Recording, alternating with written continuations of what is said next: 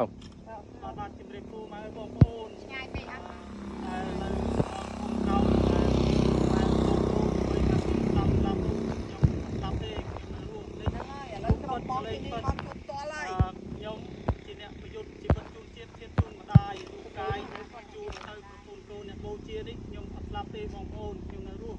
ហើយវីដេអូនេះដែរខ្ញុំផ្ញើជូនបងប្អូនសមត្ថជនក្រោយទាំងអស់ឲ្យបានជឿថាខ្ញុំអត់ស្លាប់ទេអរគុណច្រើនដែលបងប្អូនបានថ្លៃថ្លនិងសួរសុខទុក្ខចង់ដឹងពីការរស់នៅនឹងការប្រយុទ្ធរបស់ខ្ញុំនេះឥឡូវនេះខ្ញុំ